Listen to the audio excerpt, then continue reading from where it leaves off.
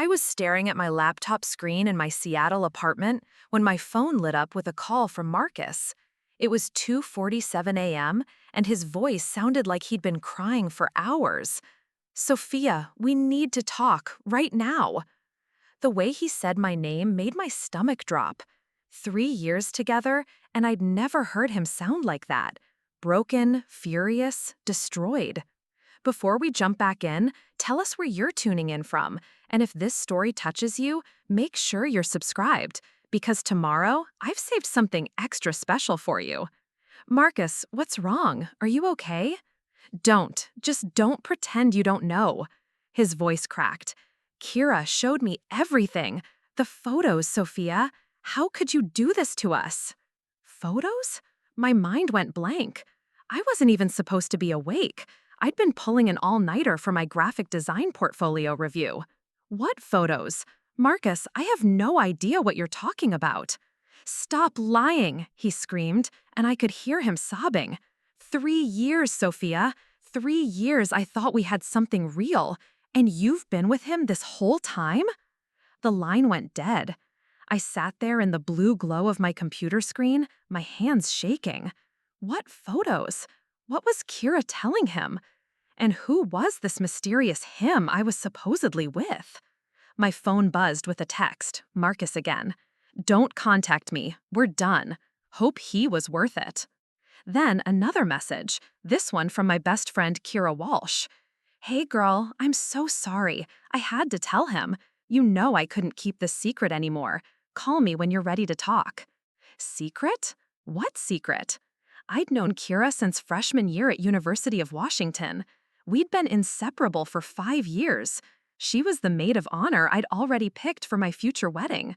She was the one who introduced me to Marcus at that house party junior year. She was my person. And apparently, she'd just destroyed my relationship. I called her immediately. She picked up on the first ring, her voice thick with fake sympathy. Oh, Sophia, honey, I know you're probably upset, but Marcus deserved to know the truth. Keira, what truth? What photos? I have no idea what either of you are talking about. Silence. Then a sigh that sounded almost disappointed. Sophia, come on. The photos from last weekend. At that coffee shop downtown. With Derek. Derek? Derek Morrison from my advanced typography class? We'd met up twice to work on our joint project for Professor Chen's course. Both times at Victrola on Capitol Hill. Both times completely innocent, completely platonic. We'd literally spread design sketches across the table and argued about font choices for 3 hours. Keira, those were study sessions for our class project. You know about my project. Study sessions? Her voice took on a tone I'd never heard before. Cold, almost mocking. Sophia, I saw the photos. You two were all over each other. Hand-holding, intimate conversations, the way you were looking at him. Marcus saw them too. There's no point denying it now. Hand-holding? Intimate conversations? I racked my brain trying to remember every detail of those coffee meetings. Derek and I had shaken hands when we met. We'd leaned over the table to look at design layouts together. We'd laughed when he spilled coffee on his sketches. But there was nothing romantic, nothing intimate, nothing that would look like cheating. Send me the photos, I said. What? Send me the photos you showed Marcus. I want to see what you're talking about. Another pause. Sophia, I don't think that's a good idea right now. You're clearly in denial, and seeing them might just make you more upset. Keira, send me the photos, now. I don't have them anymore. I deleted them after I showed Marcus. I felt too guilty keeping them. That's when the first alarm bell went off in my mind. Keira Walsh had never deleted a photo in her life. Her phone storage was constantly full because she kept every single picture she'd ever taken, including blurry screenshots and accidental photos of her ceiling. She had pictures from middle school still saved on her device. But she deleted the photos that destroyed my relationship? How did you even get these photos, Keira? I was walking by Victrola last Saturday, and I saw you two through the window. I couldn't believe it, so I took some pictures to make sure I wasn't imagining things. Then I spent all week trying to decide what to do. Walking by Victrola on Capitol Hill? Keira lived in Fremont, worked in Ballard, and went to school in the University District. Capitol Hill wasn't on any route she'd normally take. She had no reason to be in that neighborhood. Why were you on Capitol Hill last Saturday? I was shopping at that vintage store you like. Crossroads? Yeah, that one. Crossroads Trading was closed for renovations last month. I knew because I'd tried to go there 2 weeks ago and found a sign on the door. Keira was lying. I hung up and immediately called Marcus back, straight to voicemail. I called again, same thing. I sent him a text. Please call me. Something is very wrong here. Those photos aren't what they seem. No response. I tried calling him 6 more times over the next hour. Nothing. Finally, around 4 a.m., I drove to his apartment in Belltown. His car was there, but he wouldn't answer the door. I could see lights on inside. Marcus, please, just give me 5 minutes to explain. I heard footsteps, then his voice through the door. There's nothing to explain, Sophia. I saw the photos. I saw how you looked at him. I saw you holding his hand. I never held his hand. Whatever you saw, it's not real. Stop lying. God, Sophia, just stop. It's over. I sat in my car outside his building until sunrise, calling and texting until my phone died. When I finally drove home, I felt like I was in a nightmare I couldn't wake up from. But as I sat in my apartment that Sunday morning, something crystallized in my mind. This wasn't just a misunderstanding. The timeline didn't make sense. Keira's story didn't add up. She was lying about where she got the photos, lying about why she deleted them, lying about why she was on Capitol Hill, which meant she was lying about the photos themselves. My hands were shaking as I opened my laptop and started thinking like the graphic designer I was training to be. If someone wanted to create fake photos of 2 people together, how would they do it? With the right software, the right skills, and access to enough source material, you could make almost anything look real. And Keira had access to thousands of photos of me from 5 years of friendship. I opened Photoshop and started experimenting. I pulled up some photos from my Instagram, me at various coffee shops, me laughing at restaurants, me reaching across tables. Then I found Derek's social media and saved a few public photos of him in similar settings. Within an hour, I had created a composite image that showed Derek and me sitting across from each other at what looked like an intimate dinner.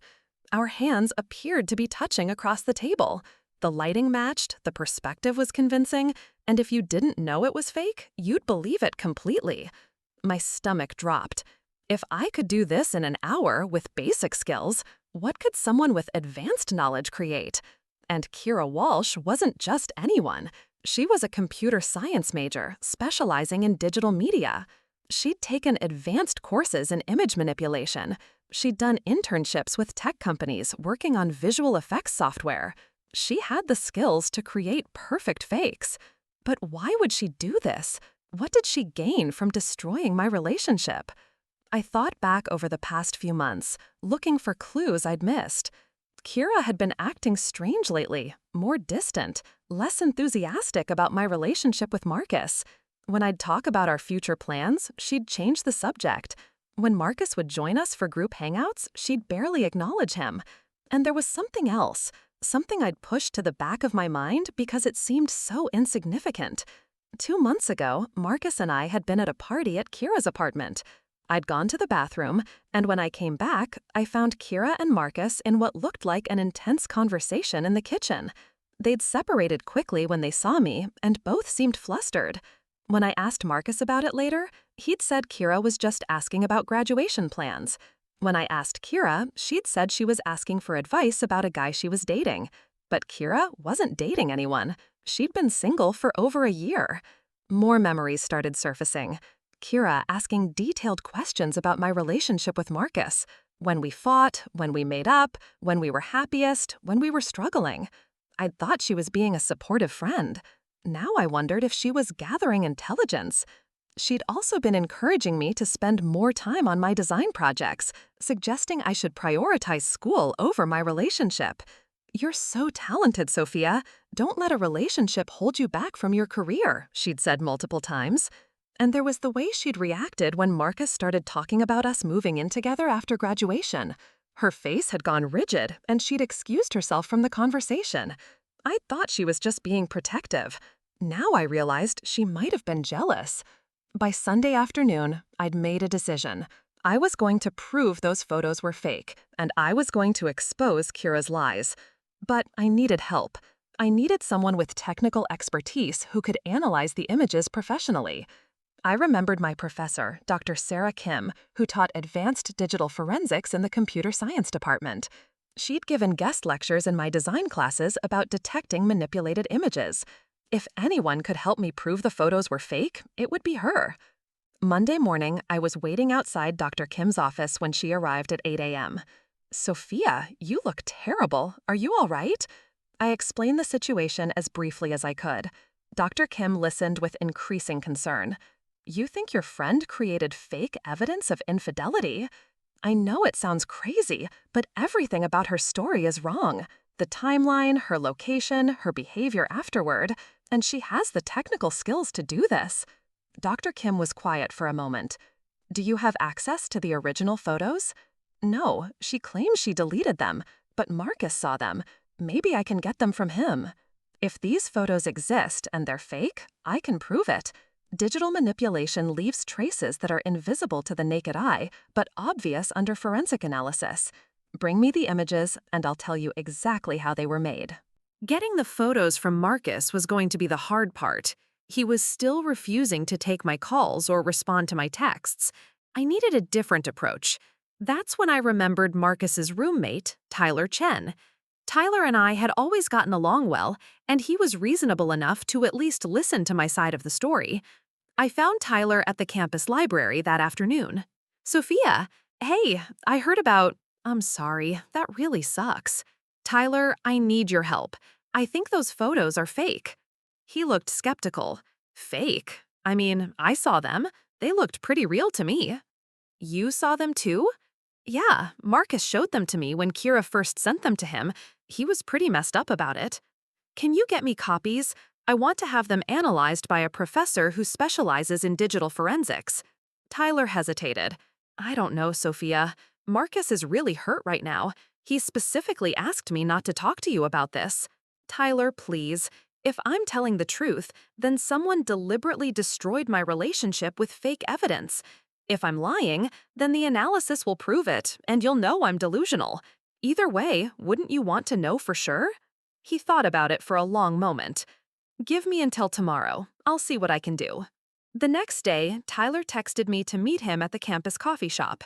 He looked nervous when I found him at a corner table. "I got them," he said quietly, sliding his phone across the table. "But Marcus can never know I showed you these." I looked at the screen and felt my blood run cold.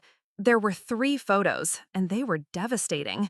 The first showed Derek and me at what appeared to be the Victrola coffee shop, but we were sitting on the same side of the table, leaning into each other intimately. The second showed us holding hands across the table, our fingers intertwined, both of us smiling. The third was the worst. It looked like we were about to kiss, our faces inches apart. If I hadn't known for certain that these events never happened, I would have believed I was looking at evidence of an affair. But I knew they were fake. And now I needed to prove it. "Can you send these to me?"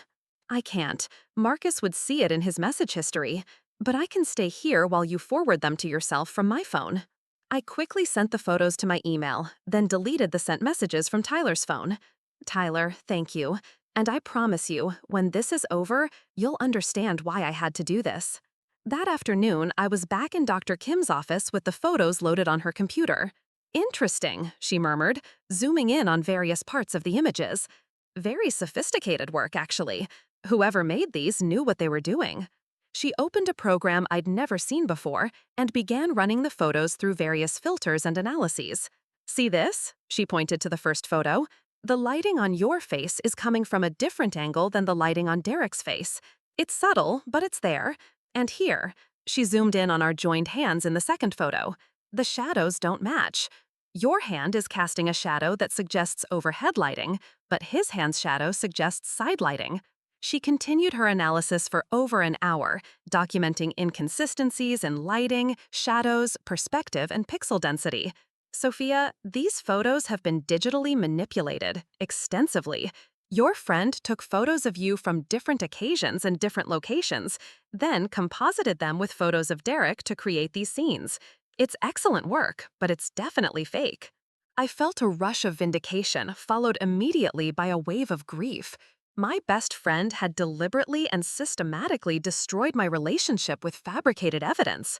Can you write up a report documenting your findings? Absolutely.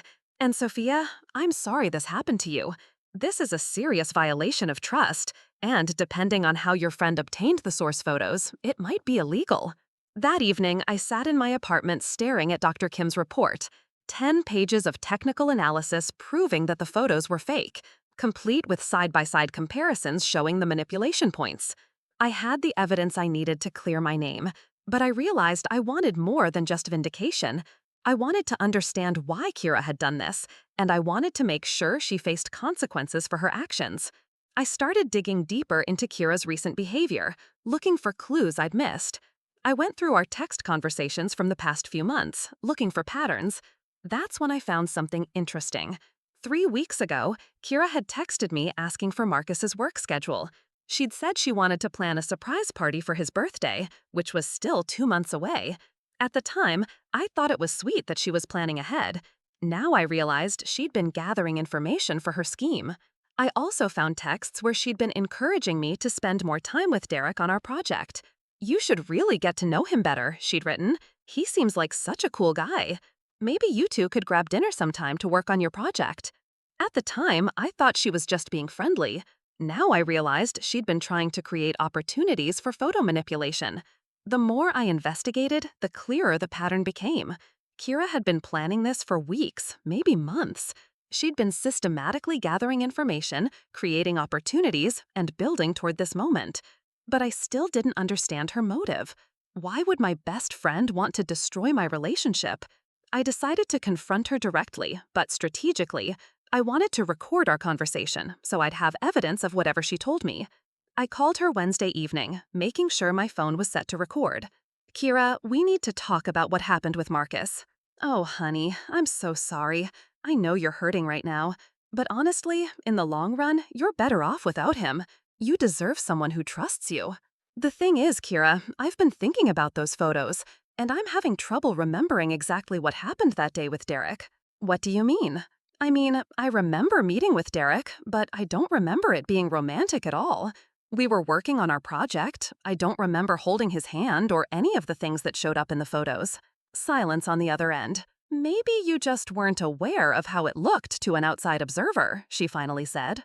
"Maybe. Or maybe there's another explanation."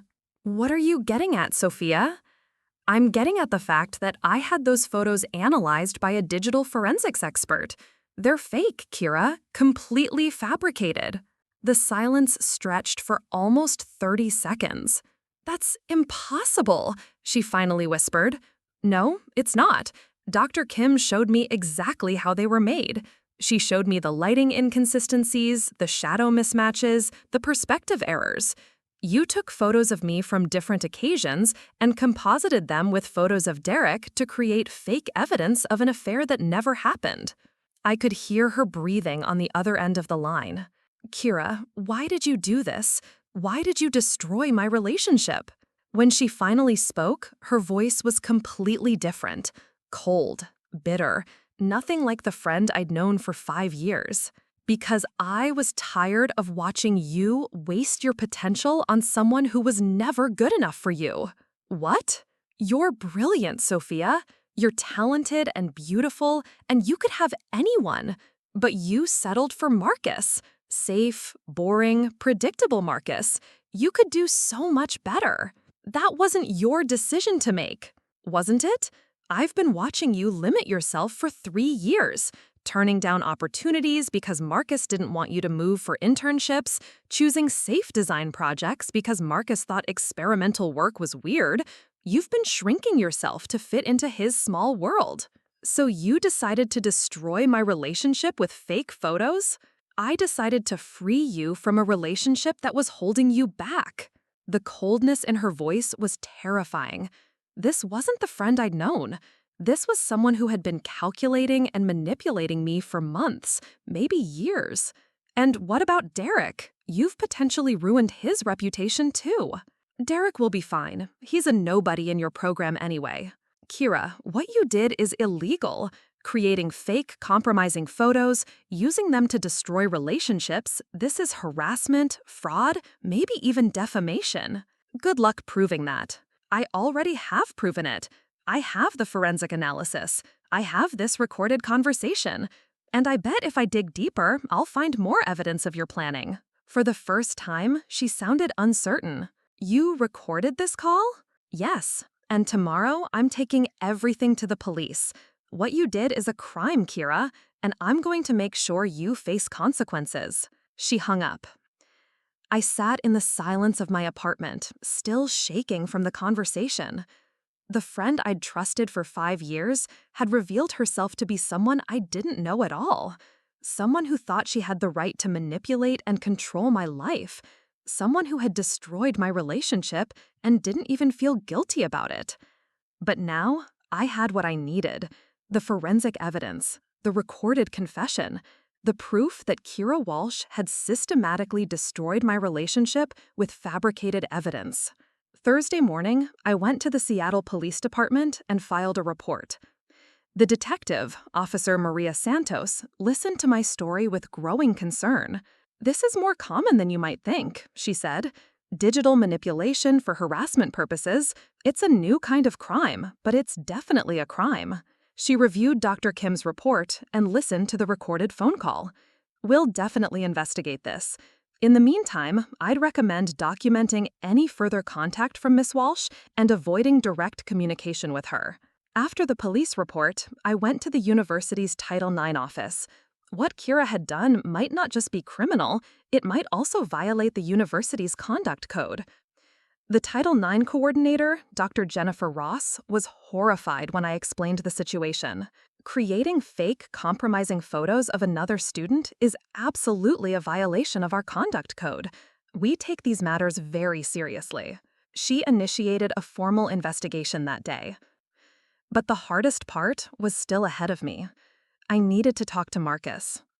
I'd sent him Dr. Kim's report via email, along with a carefully written explanation of everything I'd discovered. I'd asked him to please read it and call me when he was ready. He called Friday evening.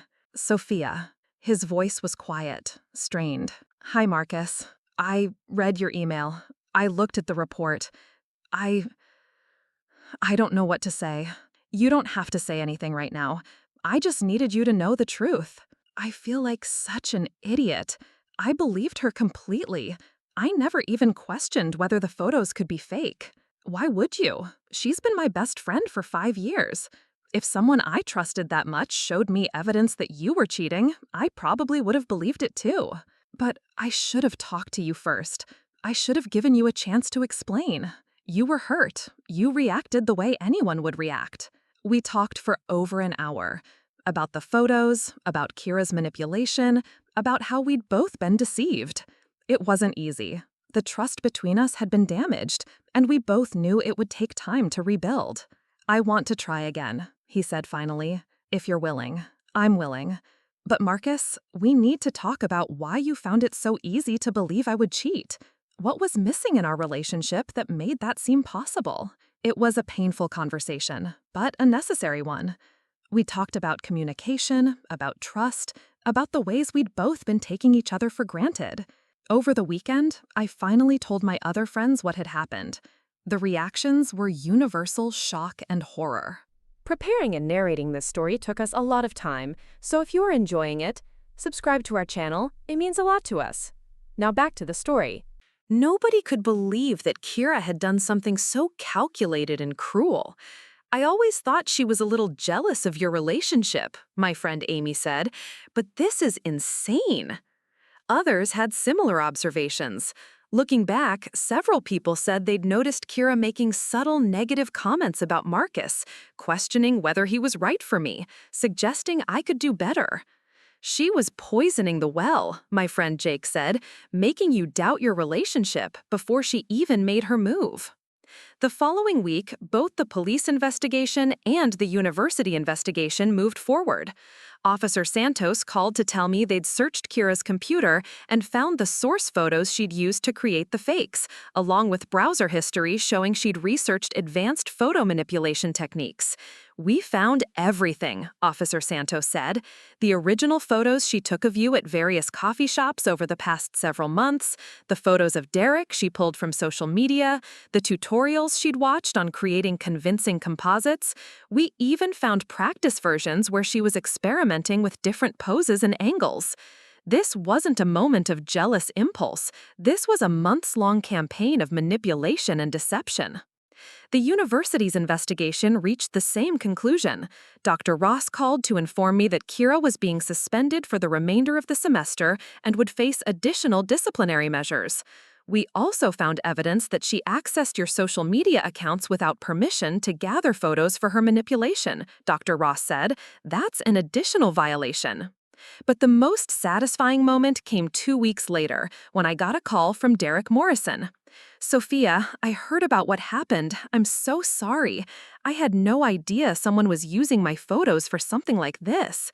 "It's not your fault, Derek. You're as much a victim in this as I am." "Actually, there's something else. Keira contacted me last week. She tried to ask me out." I wasn't even surprised. "What did you tell her?" "I told her I'd heard what she did to you and Marcus, and that I wanted nothing to do with someone capable of that level of manipulation. I also told her that if she contacted me again, I'd file a harassment report." So that had been her endgame: destroy my relationship and sweep in to claim the guy she'd chosen for me. She'd constructed an elaborate scheme to eliminate me as competition for someone I wasn't even interested in. The legal case moved slowly but steadily. Keira's lawyer tried to argue that creating fake photos wasn't technically illegal if they weren't used for commercial purposes or to create explicit content. But the prosecutor disagreed, arguing that using fabricated evidence to deliberately destroy relationships constituted harassment and fraud. Meanwhile, Marcus and I were slowly rebuilding our relationship. It wasn't easy. The trust had been broken, and we both had work to do to repair it. We started couples counseling to work through the impact of Keira's manipulation. "The hardest part," Marcus said during one session, "is knowing that I was so ready to believe the worst about you. What does that say about us?" "It says that someone we both trusted spent months undermining our relationship," our counselor, Dr. Patricia Lee, replied. "This wasn't a failure of your relationship. This was a deliberate attack on your relationship by someone who had access and opportunity." She helped us understand that Keira's manipulation had been sophisticated and long-term. She'd been planting seeds of doubt, creating distance, and gathering information for months before she made her final move.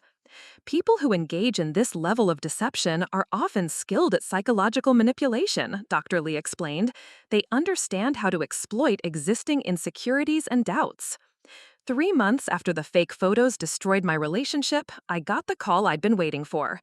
Officer Santos told me that Keira had accepted a plea deal. She'd pleaded guilty to harassment and computer fraud charges and would serve 6 months in jail, followed by 2 years of probation.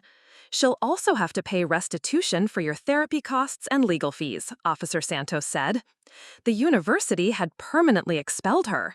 Her computer science degree, which she'd been 2 months away from completing, was gone. But for me, the real closure came when I realized that I'd learned something important about myself through this experience. I'd learned that I was stronger than I thought. When everything fell apart, I hadn't just accepted it. I'd fought back. I'd investigated. I'd demanded the truth. And I'd discovered that the people who really mattered, Marcus, my family, my true friends, stood by me when they learned what had actually happened. Marcus and I got back together officially 6 months after the photos incident. Our relationship was different now, more honest, more direct, more intentional.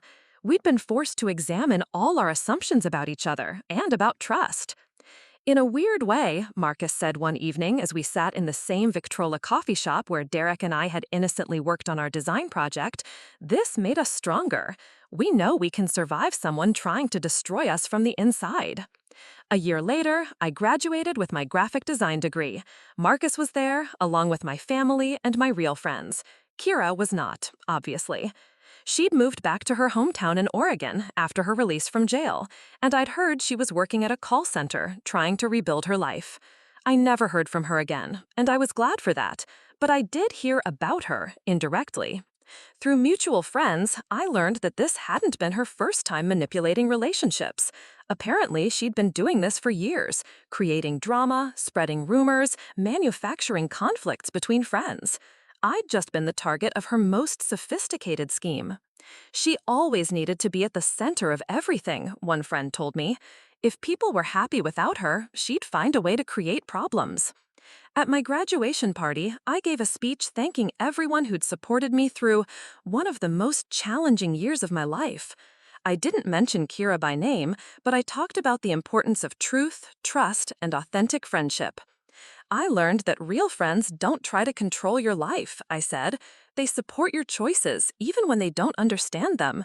They trust you to know what's best for yourself, and they never, ever use deception to get what they want. Marcus proposed 6 months later. When I said yes, I knew it was a decision based on our real relationship, not on anyone else's manipulation or agenda. We're planning a wedding for next spring. It will be small, just the people who proved they could be trusted when everything fell apart. Sometimes people ask me if I ever miss Keira, if I ever wonder what might have happened if she'd just talked to me about her concerns instead of destroying my relationship with fake photos. The answer is no. I don't miss her, and I don't wonder about alternative scenarios. Someone who could plan and execute that level of deception for months isn't someone who is having a bad moment or making a mistake. That's someone who fundamentally doesn't respect other people's autonomy and happiness. I learned that real friends don't decide what's best for you and then manipulate your life to achieve their vision. Real friends trust you to make your own choices and support you even when they disagree. If you've ever been betrayed by someone you trusted, you know how it shakes your faith in your own judgment, how it makes you question everything you thought you knew about the people in your life. But here's what I learned. Most people are not capable of that level of calculated deception. Most people, even when they make mistakes or hurt you, are acting from genuine emotion or confusion, not from a deliberate desire to control and manipulate. The Kiras of the world are rare. Don't let one person's betrayal make you stop trusting everyone else. And if someone you trust ever shows you evidence that seems designed to destroy your relationship, ask questions. Demand to see the original files. Get a second opinion. Trust your instincts if something feels wrong. Because sometimes the evidence that seems most convincing is actually the most fake. And sometimes the person trying to protect you is actually the person you need protection from. If you've been through something similar, you're not alone. The weeks following Keira's conviction were strange in ways I hadn't expected. There was relief, obviously, but also a peculiar emptiness where 5 years of friendship used to be.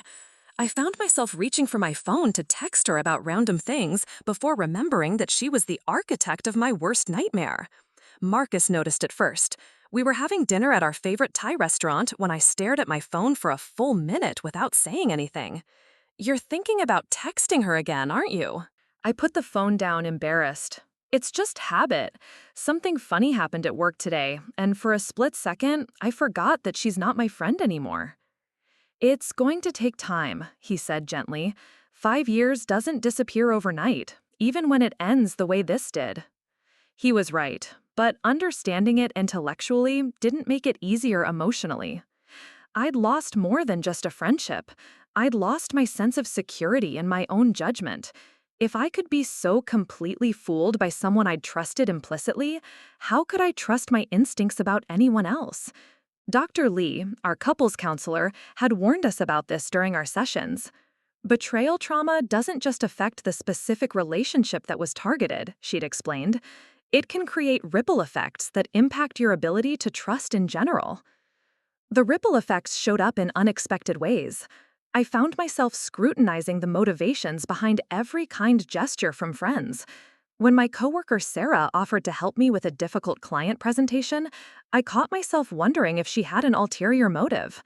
When my neighbor Mrs. Chen brought me homemade cookies, I actually considered whether she might want something from me. It was exhausting living with that level of suspicion, but I couldn't seem to turn it off. The paranoia was worst at work. I was a junior designer at Cascade Creative, a boutique agency in downtown Seattle, and the nature of the business meant constant collaboration and feedback.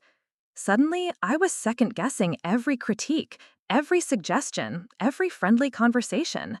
When my creative director, James Morrison, called me into his office for what he described as a career development conversation, I spent the entire weekend convinced I was about to be fired.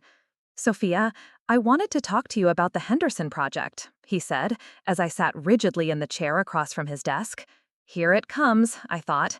He's going to tell me my work isn't good enough, that I'm not cut out for this industry, that they're letting me go. "Your concepts for their rebrand campaign were exceptional. The client loved them, and frankly, they're some of the most innovative ideas I've seen from a junior designer." I blinked. "I'm sorry, what?" "I'm promoting you to senior designer, effective immediately. You'll be leading the Henderson account, and I want you to start thinking about which junior designers you'd like to work with on your team." I sat there in stunned silence. James continued talking about salary increases and new responsibilities, but I was still processing the fact that this conversation was the opposite of what I'd feared. "Sophia, are you all right? You look like you've seen a ghost." "I'm fine," I said quickly. "Thank you. This is wonderful. I wasn't expecting this." That evening, I told Marcus about the promotion over dinner. Instead of being purely excited, I found myself analyzing James's motives. What if he's only promoting me because he feels sorry for me? What if he heard about what happened with Keira and he's trying to be nice? Marcus put down his fork and looked at me seriously. "Sophia, you're one of the most talented designers I know. You've been working toward this promotion for 2 years. Your boss didn't promote you out of pity. He promoted you because you earned it." "But what if—" "Stop." His voice was firm but gentle. "This is what Keira did to you. She made you doubt yourself so thoroughly that now you can't even accept good things happening without looking for hidden agendas." He was right, and I hated that he was right. Kira's manipulation had infected my ability to trust not just other people, but my own worth and capabilities. That night, I made a decision. I was going to get help specifically for the trust issues that Kira's betrayal had created. I couldn't keep living in a world where every interaction felt potentially dangerous. I found Dr. Amanda Torres, a therapist who specialized in betrayal trauma and friendship abuse. Yes, friendship abuse was a real thing, she assured me during our first session. What Keira had done fell squarely into that category. "People think abuse only happens in romantic relationships or families," Dr. Torres explained. "But friendships can be just as psychologically damaging when they become manipulative and controlling." She helped me understand that my hypervigilance was a normal response to having my reality systematically distorted by someone I'd trusted. "Your brain is trying to protect you from being deceived again," she said, "but right now it's overcompensating." Through our sessions, I started to recognize the specific techniques Keira had used to manipulate me. The way she'd gradually isolated me from other friends by creating small conflicts and misunderstandings. The way she'd positioned herself as my primary emotional support while simultaneously undermining my confidence in my own perceptions. "She made herself indispensable," Dr. Torres observed, "while making you feel like you couldn't trust anyone else." I started to remember incidents I dismissed at the time. The way Keira would subtly criticize my other friends, planting seeds of doubt about their loyalty or authenticity. The way she'd encourage me to share intimate details about my relationship with Marcus, then use that information to ask probing questions that made me second-guess our compatibility. She'd been playing a long game, positioning herself as the expert on my own life, while gradually eroding my confidence in my own judgment. One session with Dr. Torres was particularly illuminating. She asked me to think about the friendships I'd lost or let fade away during the time I was closest to Keira. "I had this friend Emma from high school," I said slowly. "We used to talk all the time, but during college, we kind of drifted apart. What happened there?" I thought back, trying to remember. Keira said Emma seemed jealous of my success. She pointed out that Emma never congratulated me on my achievements, only talked about her own problems. After Keira said that, I started noticing it too. Did you ever talk to Emma directly about this? No, I just started pulling back. Eventually, we stopped talking altogether. Dr. Torres nodded. What would happen if you reached out to Emma now? It was a terrifying thought. What if Keira had been right about Emma? What if I was setting myself up for more disappointment? But the next day, I found Emma's number and sent her a text. Hey, it's been way too long. Would you like to get coffee sometime and catch up? She responded within an hour. Sophia, I've been thinking about you so much lately. I'd love to catch up. Are you free this weekend? When we met at a coffee shop in Ballard, Emma immediately apologized for being out of touch. I always felt like I was bothering you, she said. You seemed so busy with school and Keira and everything. I didn't want to be that friend who was always demanding attention. What do you mean? Well, whenever I'd suggest hanging out, you'd say you already had plans with Keira. And when we did hang out in groups, Keira would make these little comments about how I was monopolizing your time or being too needy. I started to feel like I was intruding on your friendship. My stomach dropped. Keira said that to you? Not directly. She'd make jokes about it, but they felt pointed. Like when I'd suggest a girls' trip, she'd laugh and say something like, Emma, you're so clingy, in this teasing voice. But it didn't feel like teasing. I thought about all the times Keira had told me that Emma was jealous or demanding, all the times she'd interpreted Emma's behavior in the worst possible light. I'd trusted Keira's version of events without ever asking Emma for her perspective. Emma, I'm so sorry. I had no idea Keira was doing that. Doing what? I told her everything about the fake photos, about the systematic manipulation, about the way Keira had been controlling my relationships for years. Emma listened with growing horror. Oh my God, Sophia, I had no idea it was that bad. I thought you'd outgrown our friendship. Never. I missed you so much, but Keira convinced me that you weren't really invested in our friendship. We talked for 3 hours, rebuilding a connection that had been deliberately severed by someone who saw Emma as competition for my attention and loyalty. As I drove home that afternoon, I felt angry in a new way. It wasn't just about the fake photos anymore. It was about all the relationships Keira had poisoned, all the connections she'd prevented me from maintaining, all the ways she'd isolated me while pretending to be my closest friend. That evening, I made a list of other friendships that had faded during my years with Keira. Then I started reaching out. The responses were overwhelming. Friend after friend told me similar stories. They'd felt excluded from my life, criticized by Keira, made to feel like they were imposing on my time and attention. My friend Jessica from my sophomore dorm had a particularly painful story. Remember when I was going through my parents' divorce junior year? She asked when we met for lunch. I really needed support, but every time I tried to talk to you about it, Keira would change the subject or make some comment about how I was being too dramatic. I did remember.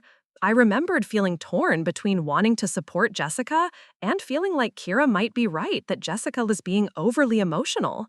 Eventually, I stopped bringing it up around you, Jessica continued. It felt like I had to choose between getting emotional support and maintaining our friendship. So I found other people to talk to, and we just grew apart. Why didn't you tell me how Keira was making you feel? I tried once, but you got defensive and said Keira was just being protective of you. After that, I figured you'd chosen her over everyone else, so I backed off. Another friendship poisoned by Keira's manipulation. Another relationship I'd lost because I'd trusted her version of events over my own observations and the direct communication from people who cared about me. By the end of that month, I'd reconnected with 7 friends I'd lost touch with during my friendship with Keira. Every single one of them had stories about feeling excluded, criticized, or undermined by her. The pattern was clear. Keira had systematically isolated me from my support network, making herself my primary source of social connection and emotional validation. Then she'd used that position to control my romantic relationship and my life choices. It was textbook psychological manipulation, and I'd fallen for it completely. Marcus was incredibly supportive as I worked through this process of recognizing how extensively I'd been manipulated. But I could see the concern in his eyes when I'd come home from therapy sessions or friend reunions and share new revelations about Kira's behavior. "Are you okay?" he asked one evening after I'd told him about my conversation with Jessica. "This seems like a lot to process all at once." "I keep discovering new ways that she controlled my life," I said. "It's like finding out that the last 5 years weren't even real. How many decisions did I make based on her manipulation? How many opportunities did I miss because she convinced me they weren't right for me?" "But you can't think about it that way," Marcus said gently. "Those 5 years were still your life. You still accomplished things, learned things, grew as a person. She influenced some of your decisions, but she didn't control everything." He was trying to be supportive, but I could see the strain this process was putting on him, too. Every day brought new revelations about how extensively Keira had manipulated our relationship specifically. During one therapy session, Dr. Torres helped me understand why the discovery phase was so overwhelming. "You're not just grieving the loss of a friendship," she explained. "You're grieving the loss of your understanding of your own past.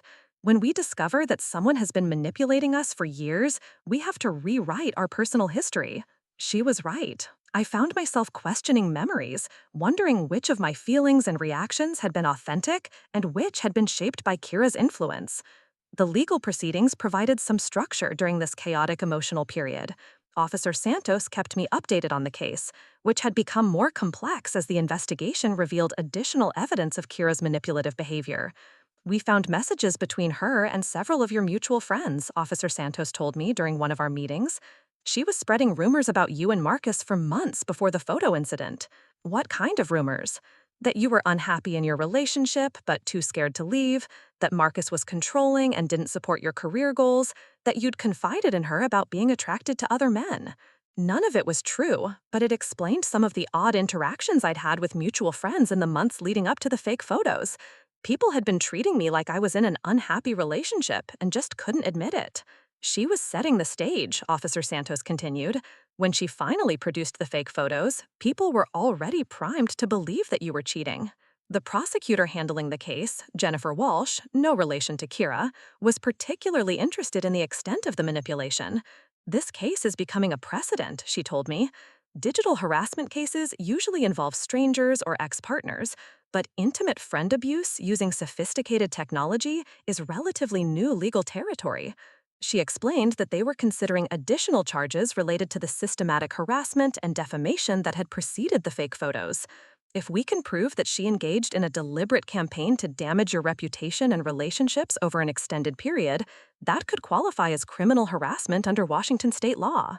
The investigation expanded to include interviews with our mutual friends, analysis of social media interactions, and records of text messages going back 2 years.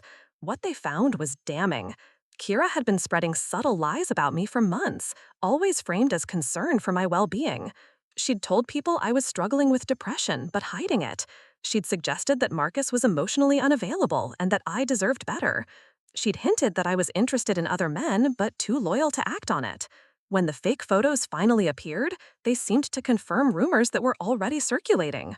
"It was sophisticated social engineering," Prosecutor Walsh explained. "She created a narrative framework that made her fake evidence seem credible." The more I learned about the extent of Kira's manipulation, the more I understood why rebuilding trust was so difficult. She hadn't just deceived me about one thing, she'd been systematically distorting my reality for years. Dr. Torres helped me work through the rage that came with these discoveries. "Anger is a normal and healthy response to this level of betrayal," she assured me. "The key is channeling it constructively." For me, constructive meant focusing on rebuilding the relationships Keira had damaged and strengthening my ability to recognize manipulation in the future. It also meant supporting the legal case against her, even when it meant reliving painful memories and exposing private details about my life.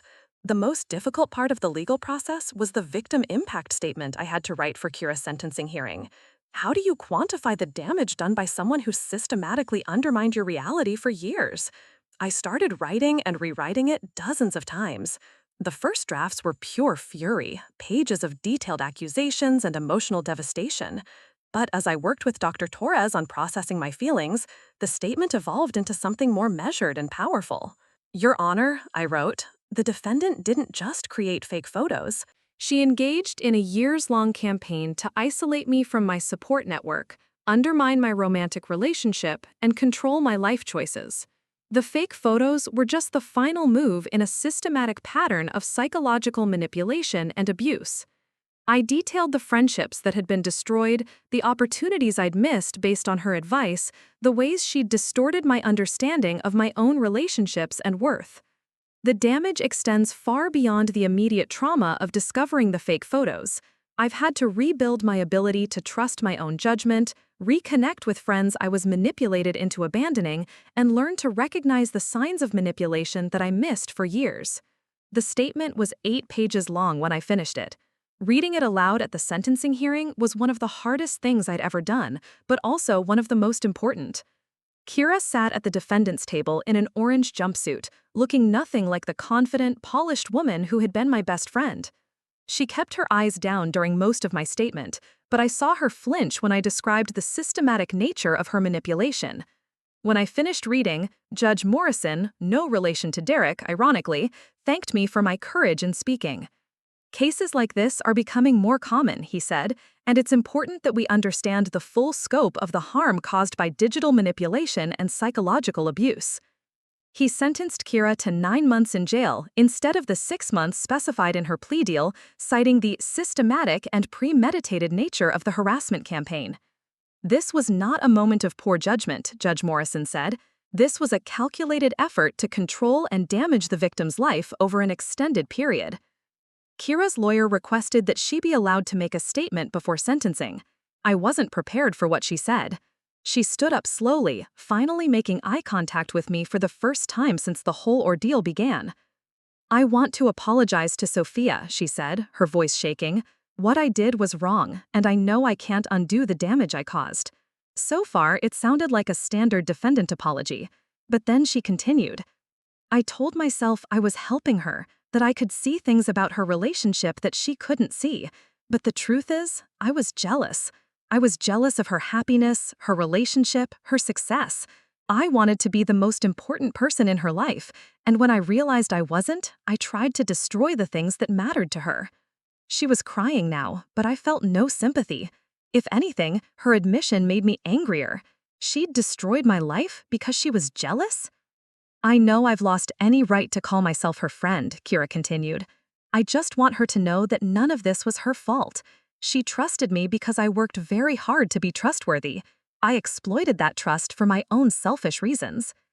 Judge Morrison thanked her for her statement, but noted that it didn't change the severity of her actions.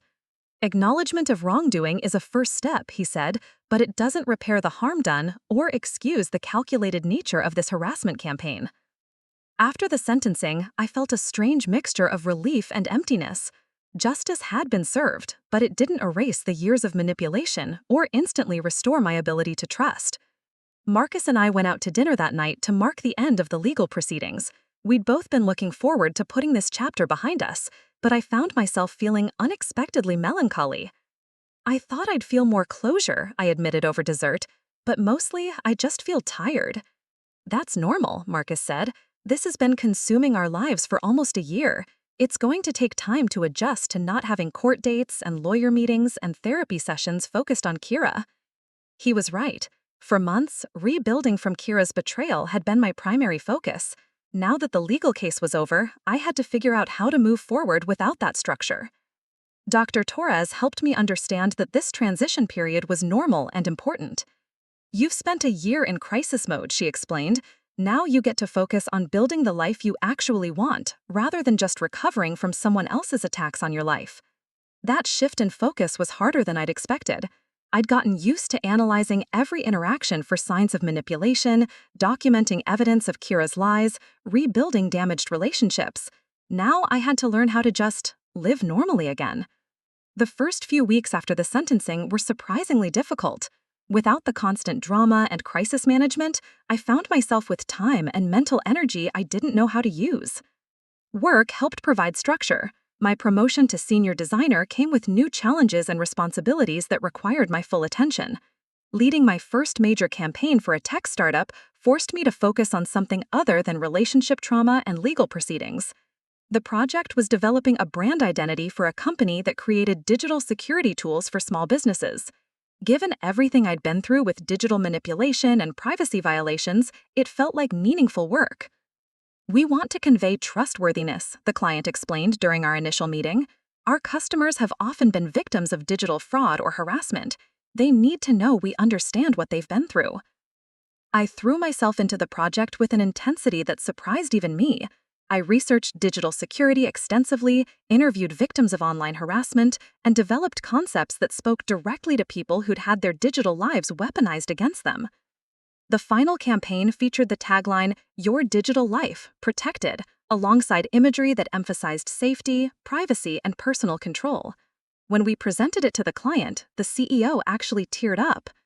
"This captures exactly what we're trying to do," she said. "You understand our mission on a level that goes beyond just marketing." James, my creative director, was impressed enough to submit the campaign for industry awards. "This is the kind of work that defines careers," he told me. "You found your voice as a designer." The recognition felt good, but more importantly, I'd discovered that my experience with Keira's manipulation had given me insight into helping other victims. I started volunteering with a local organization that supported people experiencing digital harassment and online abuse. The volunteer work introduced me to others who'd been through similar experiences. I met women whose ex-partners had created fake social media profiles to harass them, teenagers whose classmates had created deep-fake videos to humiliate them, and adults whose family members had stolen their digital identities for financial gain. "The hardest part," one woman told me during a support group meeting, "is that people don't understand how devastating it is. They think it's just drama or that you should ignore it. But when someone weaponizes technology against you, it feels like they can reach into every part of your life." I knew exactly what she meant.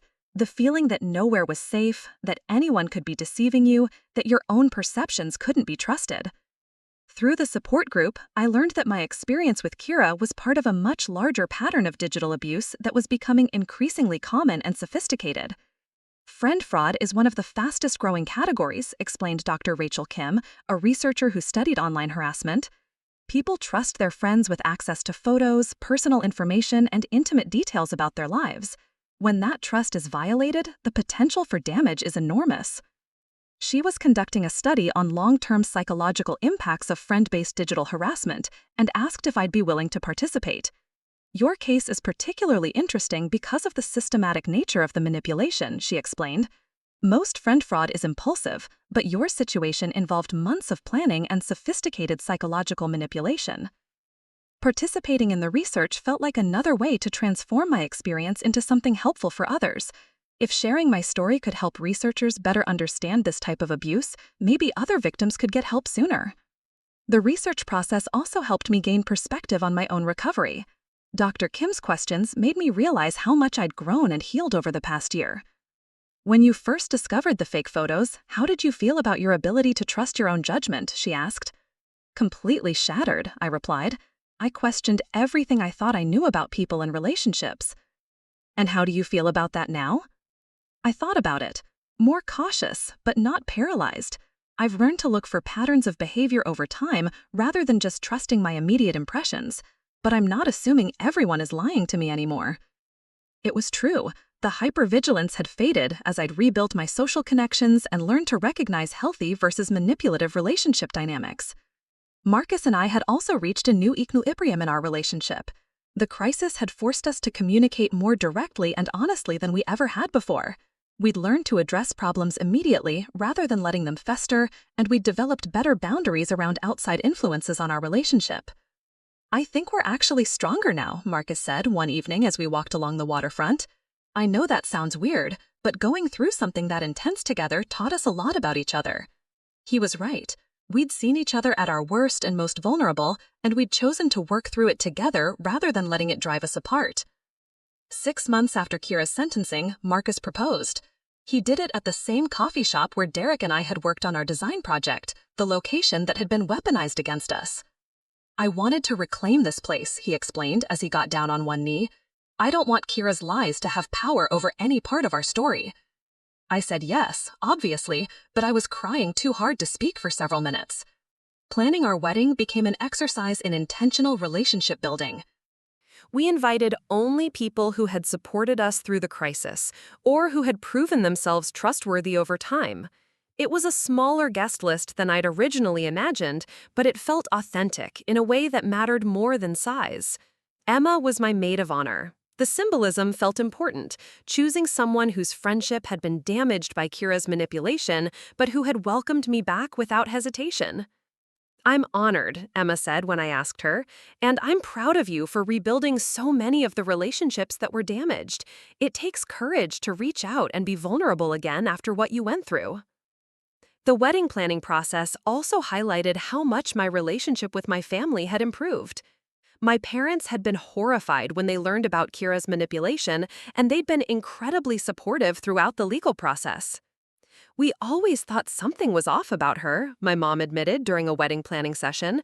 "She was always asking a lot of questions about your relationship and making little comments that seemed designed to create doubt. But you seemed so happy with your friendship that we didn't want to interfere." It was a reminder that sometimes other people can see manipulation more clearly than the victim, but they don't always know how to intervene effectively.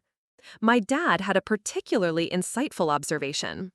"She was like a toxic employee who's really good at managing up," he said. "She made sure you only saw her good side while she was undermining everything behind the scenes." The comparison was apt. Keira had been skilled at impression management, showing me the version of herself that would maintain my trust while executing a completely different agenda in private. As our wedding date approached, I found myself thinking less and less about Keira and more about the future Marcus and I were building together. The healing process had been long and difficult, but it had also taught me valuable lessons about relationships, trust, and my own resilience. I'd learned that trust doesn't have to be all or nothing. You can be appropriately cautious while still being open to connection. You can protect yourself without shutting everyone out. I'd also learned that manipulation often works by isolating victims from their support networks and making them doubt their own perceptions. The antidote is maintaining diverse relationships and staying connected to people who knew you before the manipulator entered your life. Most importantly, I'd learned that I was stronger than I'd thought.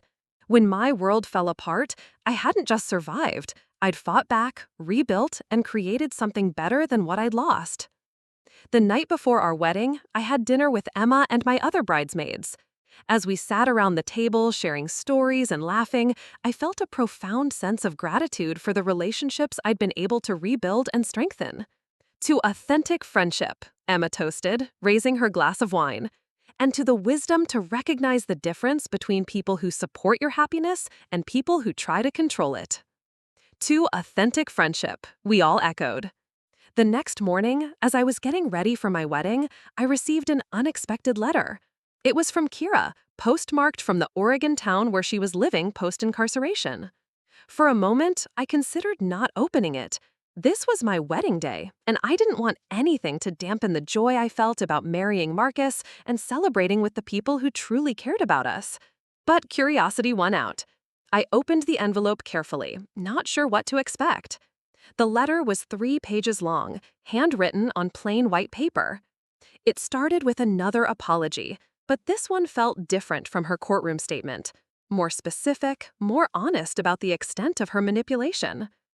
"I've been in therapy since my release," she wrote, "and I'm finally starting to understand the psychological patterns that led me to hurt you so badly. I know this doesn't excuse what I did, but I want you to know that I recognize how calculated and cruel my behavior was." She went on to detail specific incidents of manipulation that even I hadn't fully understood at the time. How she'd deliberately created conflicts between me and other friends, how she'd researched psychological manipulation techniques to more effectively control my perceptions, how she'd been planning to break up my relationship with Marcus for months before she created the fake photos. "I told myself I was protecting you," she continued, "but the truth is that I was terrified of losing my position as the most important person in your life.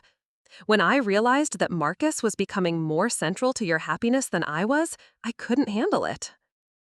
The letter concluded with something I hadn't expected: information about her current life and her efforts to make amends for the harm she'd caused. I'm working with a nonprofit that educates people about digital manipulation and online harassment, she wrote. I share my story as an example of how manipulation can escalate when left unchecked. I know I can never undo the damage I caused you, but I hope I can prevent other people from making the same choices I made. She ended by saying that she hoped I was happy and that she would never contact me again unless I specifically requested it. I read the letter twice, trying to process my feelings about it. There was no part of me that wanted to resume a relationship with Keira, but there was something valuable in her acknowledgement of the full scope of what she'd done. Emma found me sitting with the letter a few minutes later. "Everything okay?" she asked, seeing my expression. I handed her the letter. She read it quietly, her eyebrows rising as she took in the details. "Wow," she said when she finished. "That's, a lot." "She's trying to make amends," I said, "working to prevent other people from doing what she did." "How do you feel about that?" I thought about it. I'm glad she's getting help and trying to do better, but it doesn't change anything for me. The harm is done, and she's not part of my life anymore. "That sounds healthy," Emma said. "You can acknowledge her growth without feeling obligated to forgive her or welcome her back." She was right. Kira's efforts at redemption were between her and her own conscience. They didn't require anything from me. I folded the letter and put it in my dresser drawer. Maybe someday I'd want to read it again, but today was about moving forward, not looking back. An hour later, I was walking down the aisle toward Marcus, surrounded by people who had proven their loyalty and love through actions, not just words. My family, my reconstructed friendships, colleagues who had become genuine friends, and new connections I'd made through my volunteer work. As I looked at Marcus waiting for me at the altar, I felt a profound sense of peace. We'd survived someone's deliberate attempt to destroy our relationship. We'd emerged stronger, more honest, and more committed than before. When the officiant asked if anyone objected to our union, there was only warm silence. No one in attendance had hidden agendas or secret resentments. We'd been intentional about who we invited into this moment. During our vows, Marcus spoke about the importance of protecting what we'd built together. "Sophia, you've taught me that love isn't just about the good times," he said. "It's about choosing each other even when someone else is trying to convince you not to. It's about fighting for truth when lies seem more convenient. It's about trusting each other's character even when evidence seems to contradict it." When it was my turn, I spoke about the lessons I'd learned about trust and authenticity. "Marcus, this year taught me that real love can survive attempts to destroy it from the outside," I said. "But more than that, it taught me that real love makes you stronger and more capable of recognizing what's genuine and what's manipulation." After the ceremony, during the reception, several guests commented on how grounded and authentic our relationship seemed.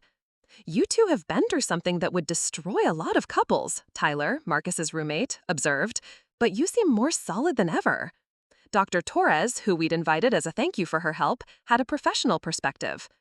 "Couples who survive deliberate interference in their relationship often develop a level of trust and communication that's rare," she said. "You've learned to prioritize your relationship over outside opinions, and that's a valuable skill."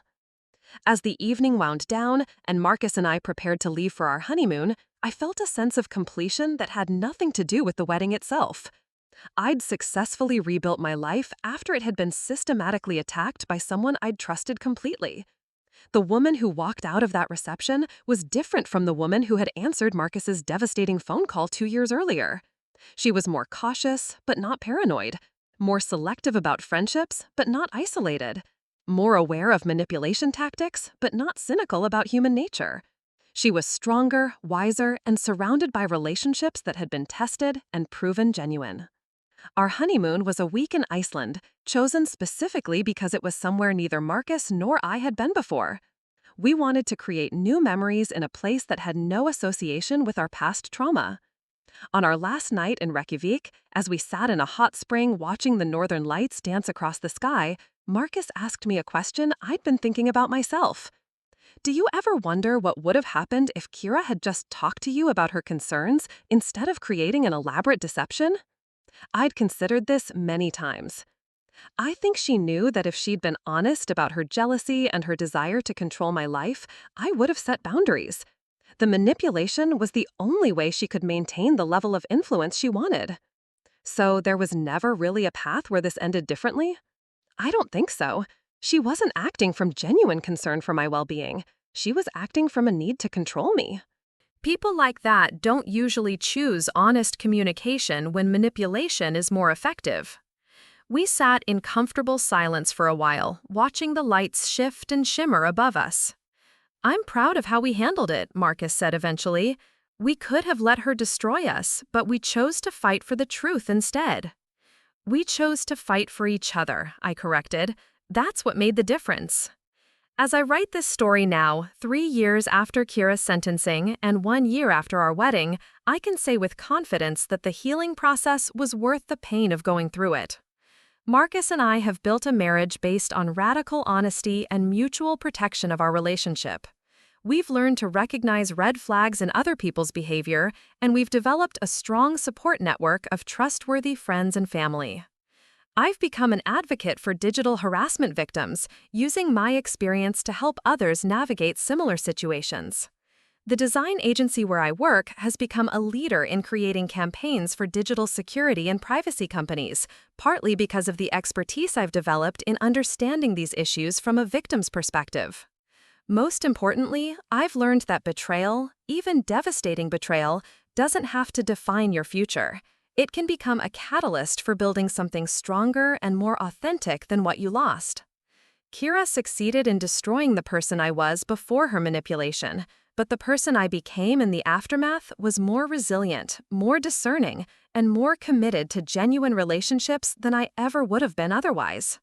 Her attempt to control my life ultimately freed me to build a better one. 5 years have passed since that devastating phone call that shattered my world, and I'm writing this from my home office in Portland, Oregon. Marcus and I moved here 2 years ago when he got an offer to lead the engineering team at a sustainable energy startup, and I opened my own design consultancy specializing in digital security and privacy advocacy campaigns.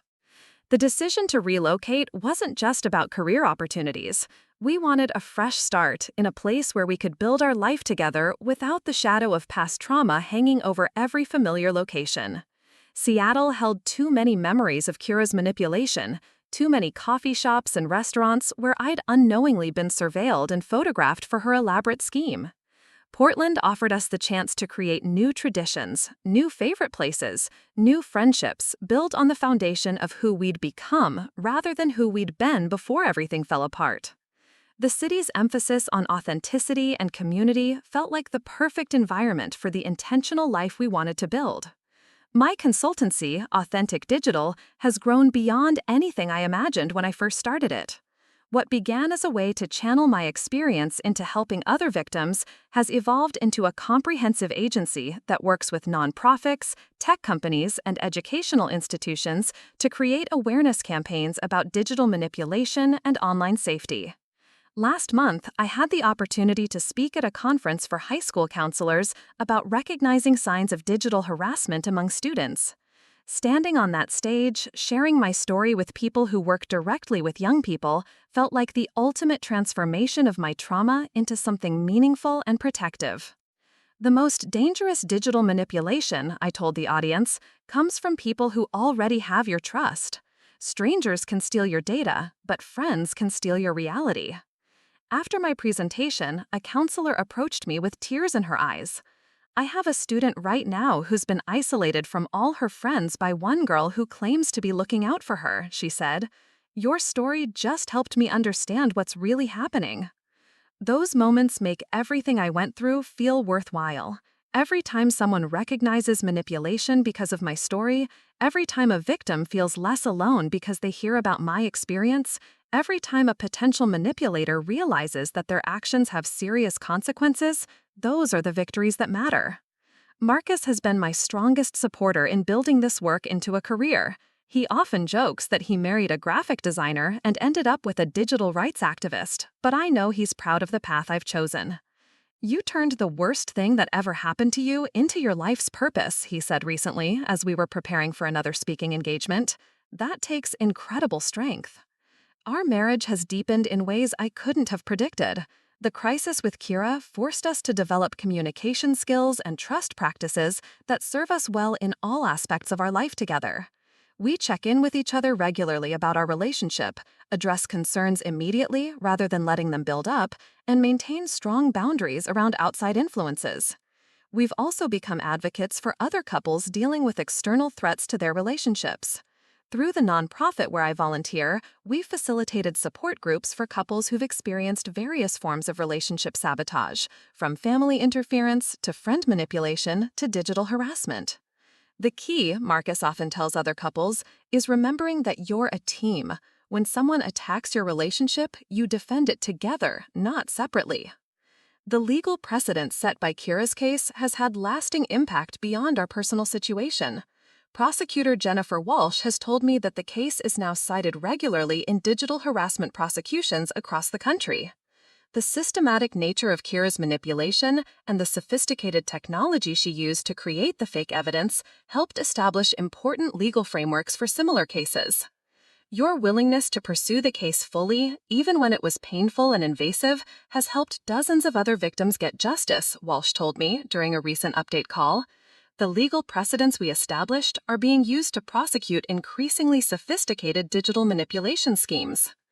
I still receive occasional messages from other victims who found my story through court records, news articles, or advocacy presentations. Each one reminds me that Keira's betrayal was part of a much larger epidemic of digital abuse that affects thousands of people every year. One message that particularly moved me came from a college student whose roommate had created fake social media accounts to spread rumors and manipulate her relationships. Reading about your case helped me understand that what was happening to me was real abuse, not just drama, she wrote. I was able to get help and document everything because I knew from your experience that this kind of manipulation is taken seriously by authorities. Her situation was resolved quickly because she recognized the pattern early and knew to seek help immediately. That's the kind of prevention I hope my story can enable for others. 3 years ago, I received another letter from Keira. This one was different from her wedding day letter, less focused on apology and more focused on accountability and growth. She wrote about her continued therapy work, her volunteer efforts with digital literacy education, and her commitment to making amends through service rather than seeking forgiveness. I know I have no right to contact you, she wrote, but I wanted you to know that the nonprofit I work with is expanding its programs to specifically address friend-based manipulation and digital harassment. We're using my case as a teaching tool to help people recognize these patterns before they escalate. She included materials from the educational program she helped develop.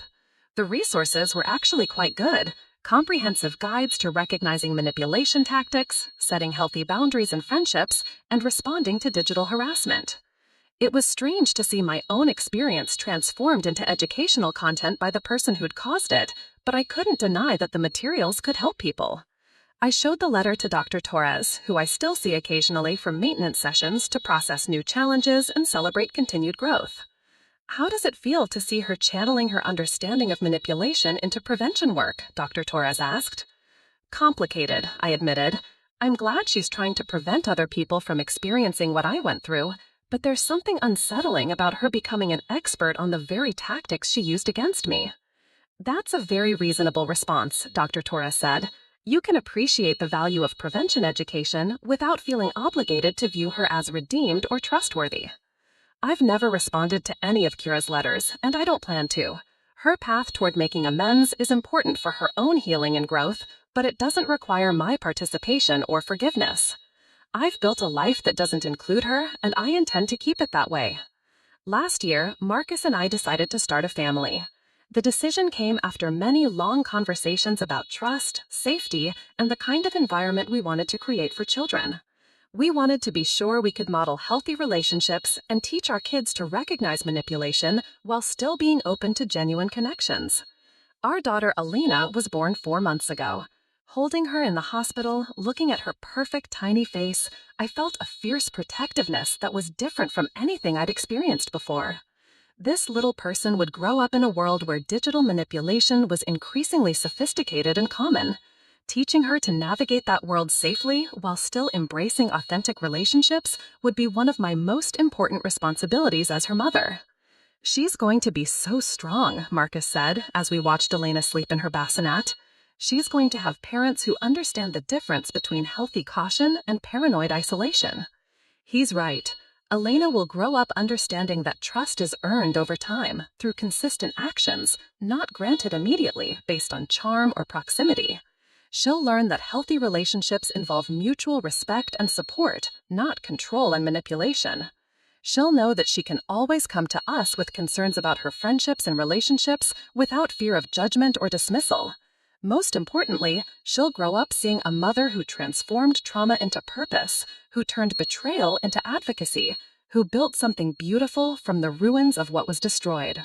Sometimes I think about the woman I was before Keira's betrayal, trusting to the point of naivety, eager to please, willing to doubt myself rather than question others' motives.